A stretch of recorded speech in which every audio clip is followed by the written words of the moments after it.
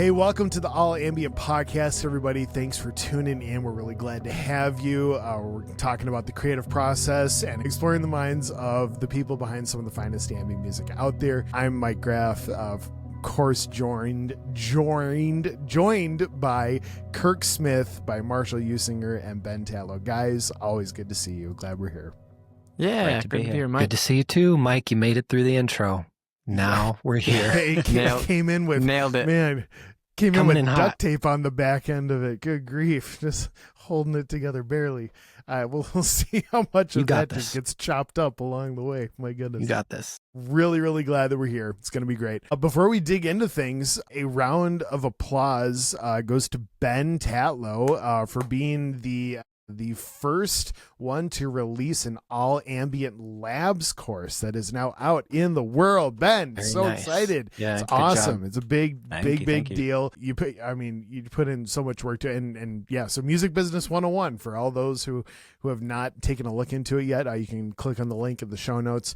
Ben is the first instructor in the all ambient labs section, and Ben, you just did an awesome job. Just absolutely love all the stuff through all of it. And I get to kind of cheat a little bit because, doing a little bit of the production and what you did a load of it, but, just kind of pulling it all together, I get to kind of be the first student of a lot of stuff. So thanks for teaching me. I appreciate it. And now we're letting everybody else in on it. And it's just great. So go check it out. If you're watching this, if you're listening to this, and that means that you are part of the crew that gets an extra discount on top of the launch price that it's at right now. So you can look for the code and the link all in the show notes. Go check that out. But yeah, Ben, big deal. That's awesome. Very excited for you. Kirk, I know we got one coming from you very, very soon, which is going to be good. We'll probably have a few months in a row where we, for those of you who haven't figured it out by now, we record a handful of episodes, usually on like a monthly sort of basis. And I got a feeling for a while we might just have yet another course to celebrate and then another course to celebrate. And that's a really cool thing. I mean, the want is there, and some amazing people teaching them too. So all sorts of good stuff coming. Very, very exciting about that. So awesome. cool. Yep. Yeah. So we've got music news bits to dig into. There has been a big announcement from Splice. Have you guys heard anything about what's happening over in Splice land right now? Is that the AI stuff? No. I think. Well, isn't that just the answer to everything right now? They had. I mean, you're probably right. They had something where they actually are like paying the contributors to, like, if you use their AI thing, it actually will give credits to the people that learned. It's like they're doing it right, is what it sounds like, or trying to. Interesting. Yeah. Cool. I haven't heard any of this. That's not even close to where I was going with that. But Okay, that's really that's really interesting. I mean, that's another whole bit of music news. Ben and I, we were just bouncing emails back and forth on Sound Exchange is looking. It looks like that they are starting to embed a command. It was essentially the idea that you get to approve or decline the use of your track. Like, it will be embedded into the metadata if your track is reserved from being used in AI learning models, or if you are giving full permission to do that. And it is defaulting to reserved, but it's asking for people to like go in and actually say, yes, I want this to be reserved. It won't unreserve it unless you tell it to unreserve it. But I need to learn a little bit more about that. I'm curious kind of the widespread implications of that, but that's not even where I was going to go. Sorry. We've talked about AI so much, not in a bad way. It would be fun to have in a bad way too, conversations about different stuff too. and there's a good chance that the next episode we're going to record is going to have some AI in it there too. So we'll just keep talking about all the stuff. But okay, so Splice, for the 3 people in the world who might not know Splice. No, I'm kidding. There's a handful, but Splice, of course, being, the sample and preset company where, you buy your credits, you get access to all these different samples, loops, one shots from all these different creators all over the planet. it is definitely the place to go. I mean, they've been doing the rent to own software piece. I think I wound up buying Serum through them. Maybe I may have even gotten the XL20 or whatever the RC20. I got RC20 Yeah. through them. Yeah. Yeah. I think I may have gotten that for them. But they did have kind of an interesting bit of news that came out. It was a merger, and it was a merger with who I don't know if I ever would have put these two together. But the headline, I may as well get this out. It's kind of wild, and I'll give you a hint while I pull this up, is that the company they are working with, I think all of us have quite a relationship with this I'm doing the company Jack Nicholson. I'm doing the Jack Nicholson slow motion nod because I feel like I know what you're about to say. Yeah. Splice enters the virtual instruments market with a $50 million deal with Spitfire Audio. Yeah. That is a big move. That's a lot of dollars. Holy. Yeah, seriously, that's an 8-figure for anyone who is wondering. Yeah, good grief. There you go. Okay. The Splice has launched a new virtual instrument platform they are calling Splice Instrument. Ooh, creative. Following its reported, I didn't even read this far. This is interesting. Following its reported $50 million acquisition of Spitfire Audio, They bought it. I was thinking it was gonna be like an exclusive distribution platform for certain. They bought it. Wow, Fascinating. The platform debuts with more than 1,200 playable presets, including, and then they go through some of the titles that have been available for a long time. It marks Splice's expansion beyond samples, offering multi-sampled instruments with full MIDI playability, available in free and paid tiers. That's curious. The service gives producers access to world-class sounds in an accessible subscription model. Somebody in the comments put Splice versus Contact, anybody, or Native Instruments, which I think is very interesting. Oh, interesting. Yeah, I thought that was a big enough deal in the sense of, I think all of us have used some degree of Spitfire stuff over the course of our either used it or certainly worked with people who are using it, and we've heard it in stuff. They're great at what they do. That's a really curious move. Not that I think it's curious in a bad way. That's a big move. That is a big move. Curious your guys' thoughts on what might wind up happening from that. The good, the bad, the ugly. What is happening in virtual instrument space now that Splice has acquired Spitfire Audio? Yeah, that's the totally different. prestigious Spitfire Audio. Yeah. Interesting. I know Spitfire's had some, I've seen some, I guess if you would want to call them instrument packs on Splice. Mm-hmm. Like, it seems like for a while they've had little stuff rolling out with them here and there, but I remember when I saw one of the first ones, it just felt kind of odd to me because it didn't seem like, all of our experience with Spitfire, it just didn't, to me, seem like something that would pop up on Splice. Yeah. So yeah, I just remember initially seeing that and being kind of like, a little bit like, oh, well, okay. Yeah. I mean, my initial reaction is like, it just feels like it's something that makes sense, that Splice just, wants to probably start with that, and then I'm sure move on to more things from there. And I mean, even to that point of Contact or something more like that, where it's more of like an overarching system that holds, all different kinds of instruments and packs and things like that. Like, that makes sense. Yeah. Doesn't strike me as something that Spitfire would do, just knowing kind of the ethos of the company. But I also feel like they've made some, they've made changes over the last couple of years that feels like it's taken them more that direction, Yeah. Yeah, it's. I have lots of thoughts. I think. Let's go. Let's hear them all. Well, not all of them. I don't necessarily want to share all of them, but Man, I got time. I think a sad thing. I think I always like the customer service at Spitfire. I felt like was like some of the best in the world. Like trying to get something troubleshooted with you're dealing with like Pro Tools or like Logic or like even Native Instruments or whatever. It's like, you just get lost and then you end up on Reddit and like hating everything. And then it's like, but that's Spitfire, how everybody feels when they're on Reddit, by the way. Oh yeah, it's the worst place. So that's why I'm so mad. Yeah, it is like there's an actual ratio of time and grumpiness. Yeah. But like with Spitfire, it's like they're like they email you and they're like, oh yeah, do this and do Mhm. this. And it's like, Mhm. it just felt like you were talking to a company of people that like Yeah. knew what they were doing Yeah. and they were helping you. And I feel like if they're about to get influxed with like, I mean, how many subscribers are on Splice, you know? Right. And it's like, Right. now like who's going to be running tech support for all of these instruments and for all Yep. of this stuff? And Mhm. like the sounds didn't go in my library and oh, they didn't, connect. And then I'm trying to back it up. And it's like, so Yep.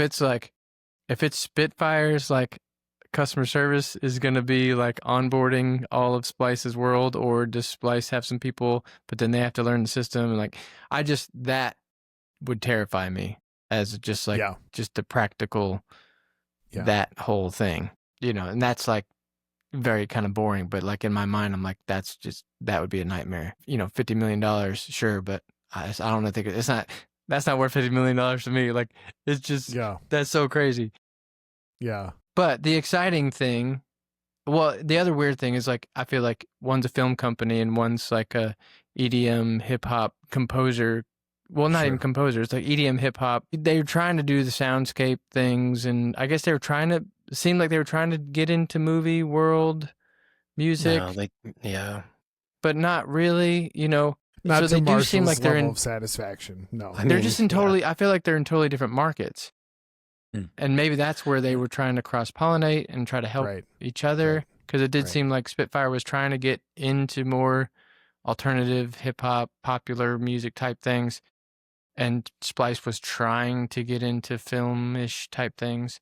So maybe they saw that as like a way to collaborate, which if that actually works, that could be really cool. Yeah. But it seems like, to me, it would seem like Splice would try to acquire, like, is it XFer who builds Serum and Yeah. all that kind of stuff? Yeah. Like, it seems like they would try to acquire like a developer like that who are making plugins, Yeah. yeah. Well, and they probably would have. I think I've seen some rogue stuff on the guy who runs the Serum company, X Transfer, whatever you call it, Yeah. X for Crossfer, yeah, Xfer. But he's like a lone wolf, like yeah. just totally. So he's like, you're not gonna buy me, yeah. Well, yeah, and in the best way, he's like the whole like building out Serum too. He's like, I've put in, I mean, like, tens of millions of dollars of like development, and it's been over like 2 or 3 years, and he wound up giving Serum 2 upgrade free to everyone who already owned Serum, and all, like he's like, we're playing by the rules and kind of the ethos that I have as like a creator and as an art. It's just like within the world of music as art, and so I know for sure that it just seems like he would have been probably very disappointed in how something got rolled out if it would have been acquired. I mean, the numbers would have been large, but I think there was a different compass leading him on that. I can see that. Not that I even know that there was an offer from Splice, but Sure. apparently Splice is they're in the market. I mean, they've They're made that looking. known. Yeah, Right. but anyway, an interesting move. Mhm. There you Interesting go. move. Yeah. I tend to agree with you, Kirk. I feel like when I saw this, I did see this news a few weeks back, I think. And like in my mind, Splice is like not really a kind of high end company. And not that Spitfire necessarily is like high end. I know they have the lab stuff and, you can use it for free, but like there's a kind of premium quality to what Sure. they do typically. And Splice, I would say, in my mind at least, and in my use of Splice occasionally, is not that. And I Sure. think the other thing that I feel with Splice is, and maybe this is what they're trying to get away from, but they've had so many issues with like content ID stuff and like, basically the rights they're giving off of these loops that they are allowing people to use. Because yes, and technically they can give these rights out for however long you are a subscriber or potentially ongoing. It's a little bit unclear as far as I understand it. But if you just upload these loops on your track, which you're allowed to do, if you like just use those loops, basically, you're almost certainly going to get content ID'd.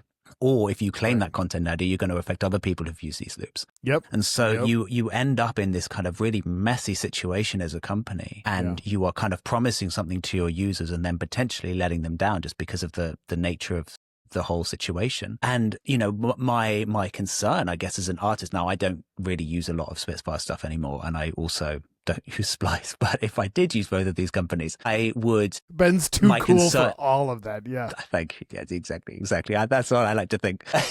Excuse me. But I guess my concern would be that some of those issues with like the loops and with the content ID stuff and with kind of, it's basically baking in these presets, but are kind of longer phrases, basically, like Output do as well with, what's their similar thing? Arcade. I forget. Arcade. Arcade, that's the one. Like all of this stuff where you're basically making it easier for producers to just kind of drag and drop stuff. It's just such a nightmare on the kind of back end and on these rights management platforms. Yeah. And my concern would be that Spitfire would then get caught up in all of that, and it would cause me to maybe pause before using any of the kind of more Splice affiliated parts of their product. Yeah. I agree. And I think even that aside though, like something you said, Kirk, just kind of like Spitfire at a time, I feel like they had this kind of vision that was like, we offer tools for composers, for artists, for people we want to offer these inspiring sounds for people who are making music that's inspiring, whether that be to film or media or just purely making music. Me, and I'm sure many of us similarly coming into the world of making music on a computer was just so blown away by what they did. Yeah.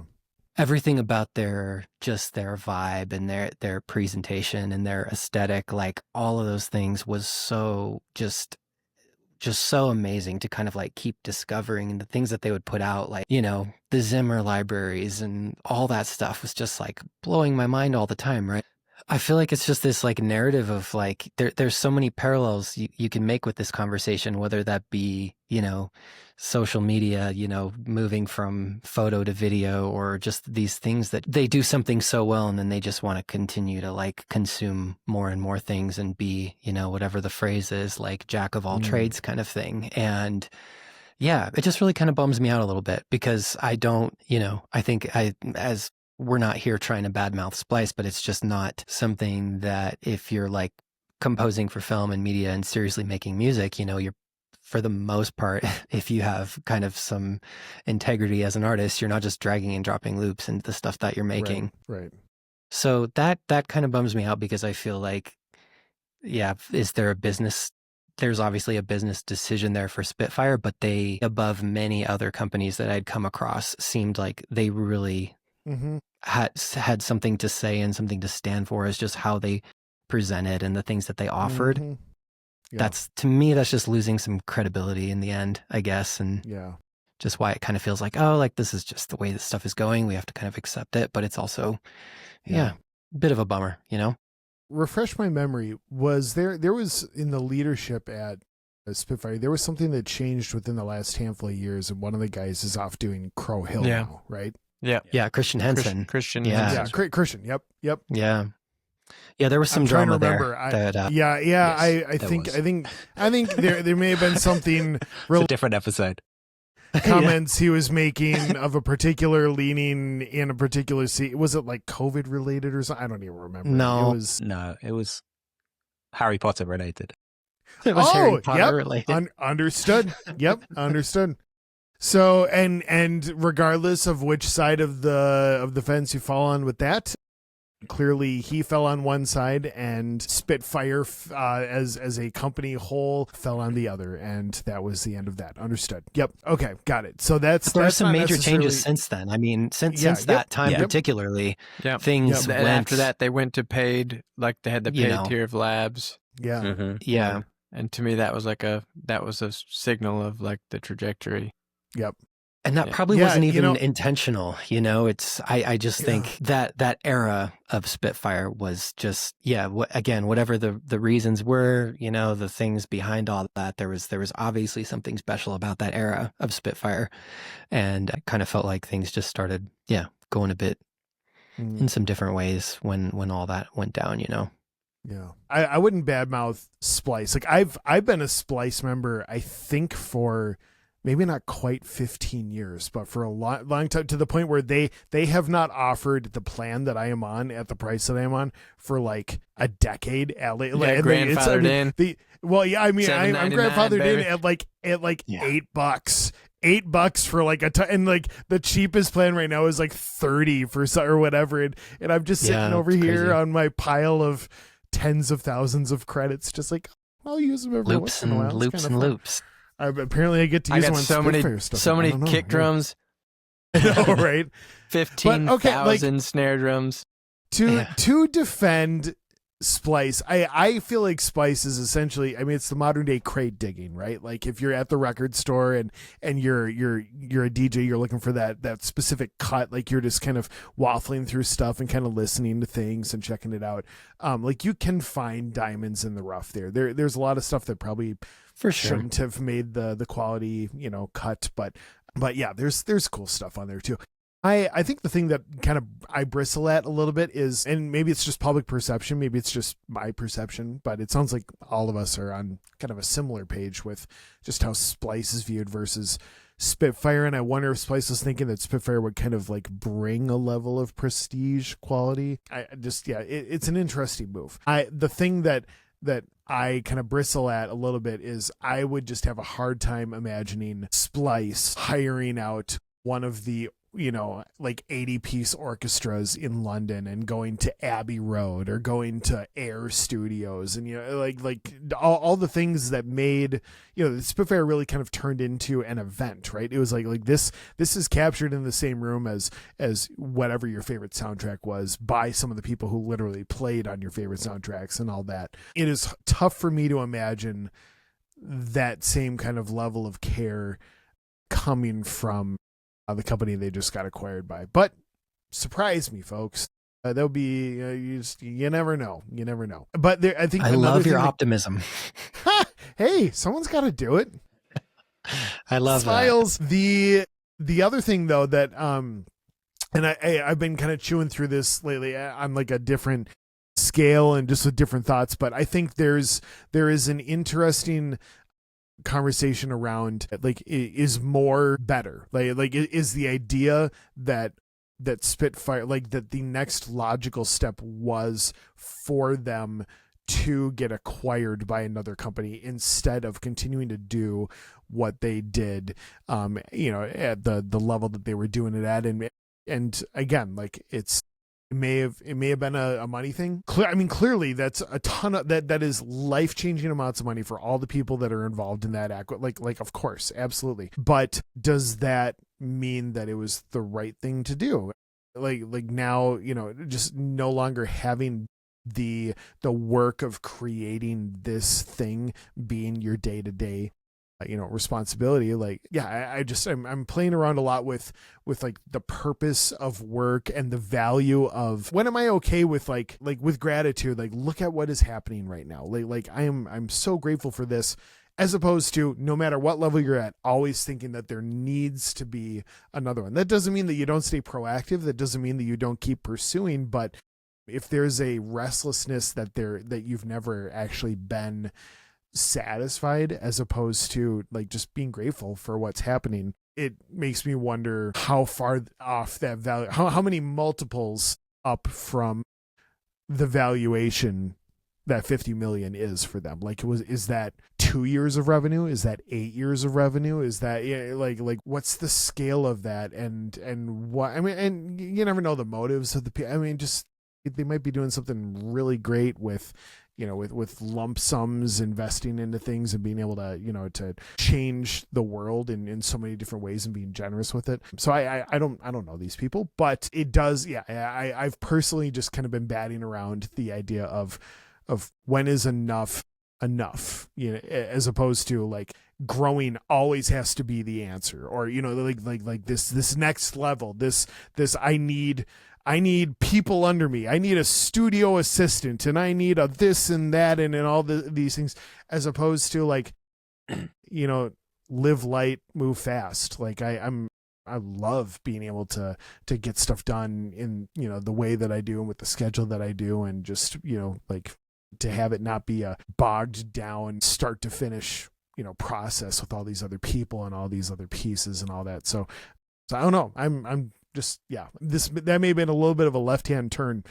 from what we were originally talking about, but yeah, I guess the long story short is, was it the right call for Spitfire to sell, or could they have just been awesome doing what they were doing for many, many years to come? Yeah. Well, that shut up the room, man. Well, I'm sorry. I was real quick. I just was noticing there's 4 million monthly users on Splice. Okay. And there's Spitfire supported over 500,000 music makers with free sounds. So I think... So they're like 8 to 10xing the user base. Yeah. How many? You said 4 million? And then 4 million. Yeah. Well, but see... And that's it. Well, but this one says 10 million users globally. So that's a lot more than 4. But that's like, I mean, that's a whole nother conversation. I was just having this conversation with the guy the other day. It's like, do you want 10 million users that pay you $10, or do you want 10,000 users that pay you $1,000? Like which one would you rather manage? Would you rather manage? I would rather manage the less people who are like all in and who have said with their dollars, like, I got skin in the game. I love this. I love what you're up to. And that's, I mean, it is kind of what you were saying earlier, Kirk, with the customer support and all that. Yeah, exactly. Yeah. Trying to get help from like Pro Tools, Avid. It's like, don't even think about it. Well, I would wonder what, I mean, I don't know if there's answers to this yet, but I guess one of my initial questions would be from the end of Spitfire, like, what is actually changing from an operational perspective? I guess they have. What does that mean? And Mike, like what you said, are they, when they record new libraries, when they keep doing their thing, are they going to hopefully keep some version of that vision where they are kind of pushing some boundaries there and doing creative things that are really cool and interesting?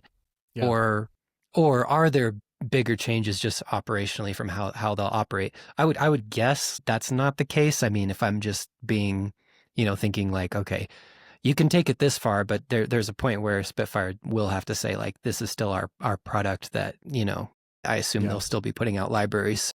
I guess I would just want to know what that, or I'll be interested to see what that looks like. Yeah.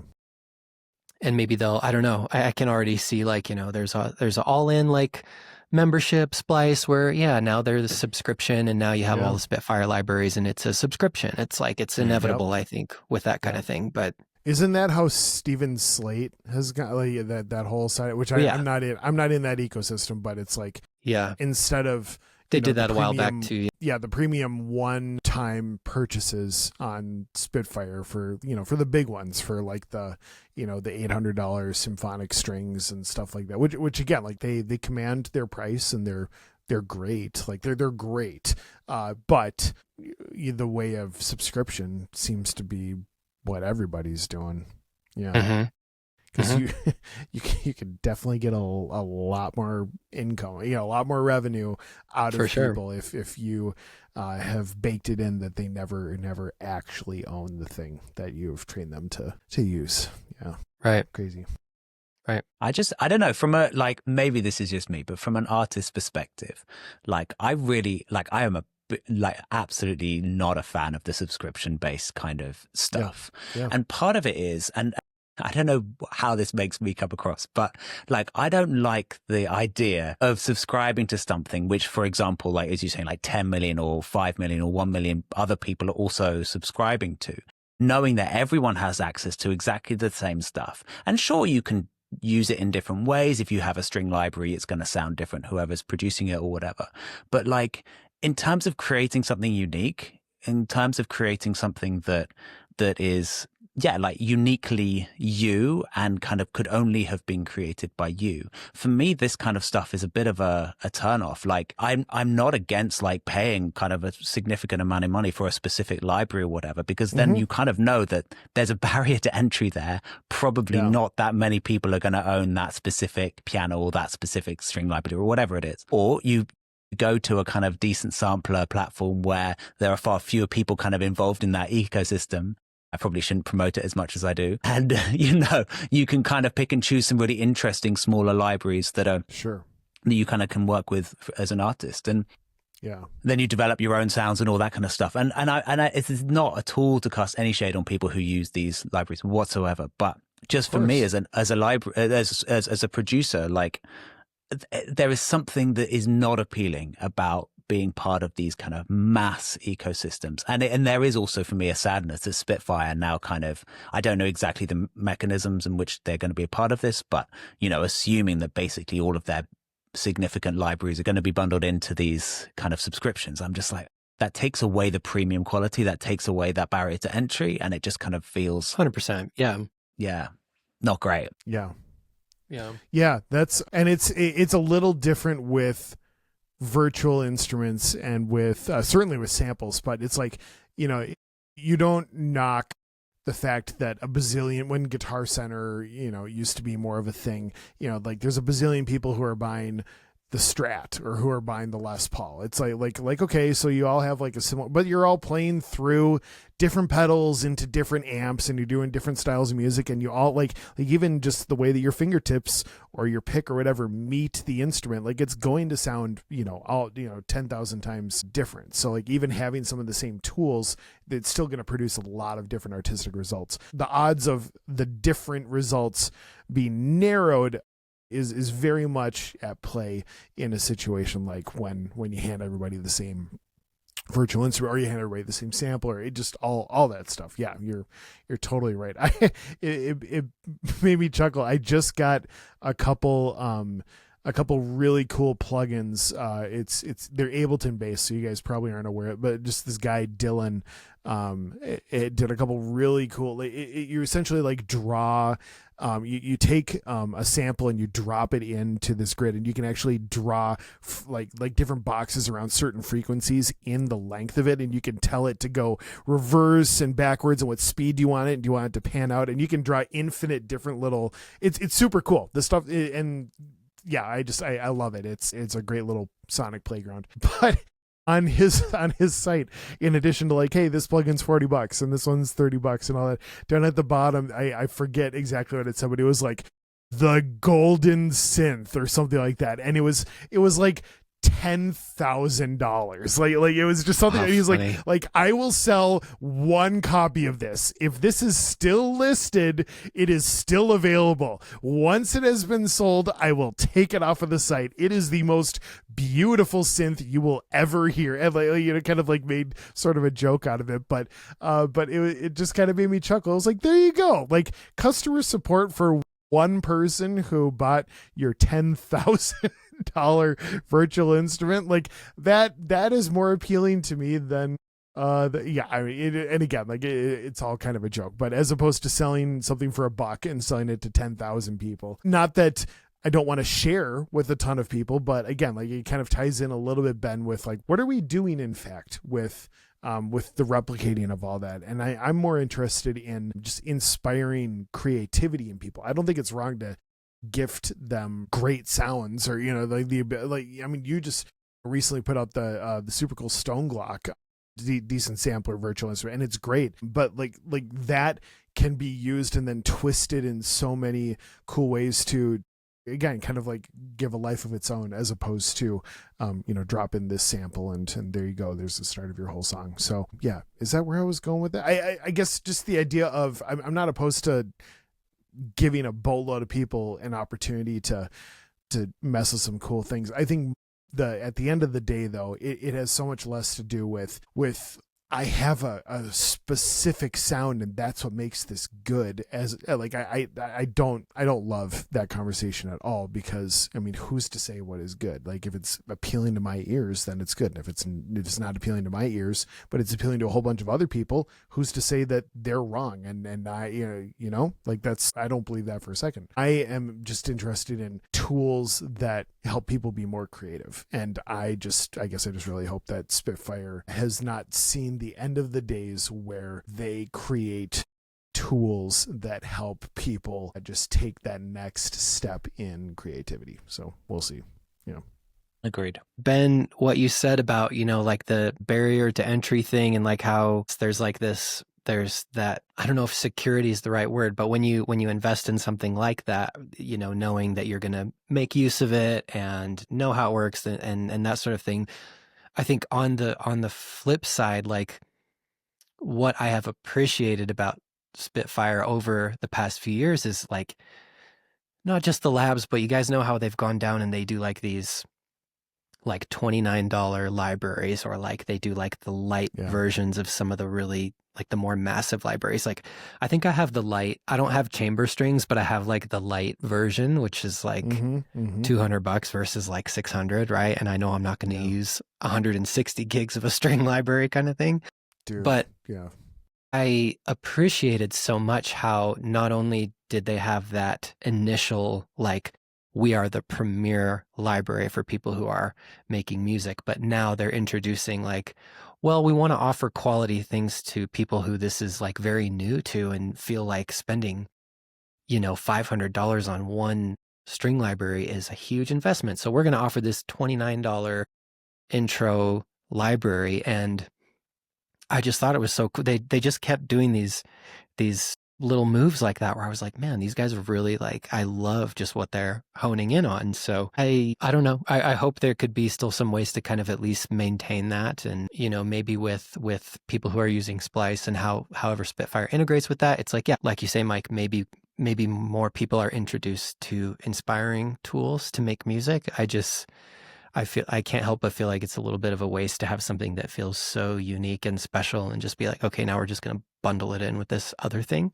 But we will see. But I just really appreciated that about them over the years. Cause like, I think probably for any of us, I know for me when, the years that I started getting into Logic, that was not available yet. And I would have thought at the time that, if I could get something of that quality for like $30, I would have been super stoked, to get that level of stuff that they're putting out at that price is amazing. Yeah. So yeah, we'll see. It's a big deal though. That's huge. Yeah. I mean, it's $50 million big. So yeah. Crazy. Well, there we go. I will say though, last thing, if they have 10 million monthly subscribers and they're each paying $14 a month, it's a lot of revenue. They didn't pay Splice and they didn't pay Spitfire enough. Yeah, right. They could have negotiated, I think. Yeah. But add another zero to that. And to be fair, I am aware that Splice does pay out pretty well to the creators that are putting in the stuff. There you go. Into the system. There you go. So that is good. a thing. Yep. And also, we don't know. I mean, and like I this is not even comparing apples to apples, but like I did a lot of like ambient sound design stuff way back. I still do, but way back in the day, and I wound up the company that I kind of worked under wound up getting acquired by sort of the company in the space. We don't need to talk specifics, but when they acquired it, like there was the acquisition, but then like there were the royalties that still to this day like still pay out on all the stuff that is now exclusively distributed through this platform. So the 50 might just be like the acquisition. Okay. Like done and done. And down payment.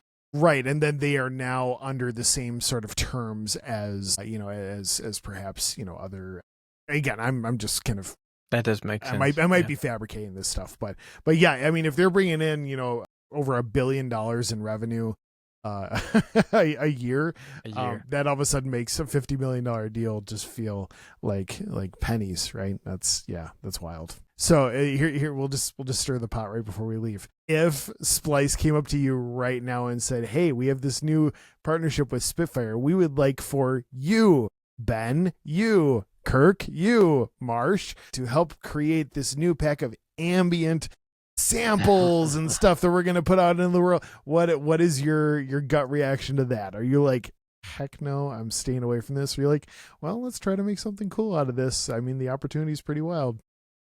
No, if it's not AI, then I'm open to it.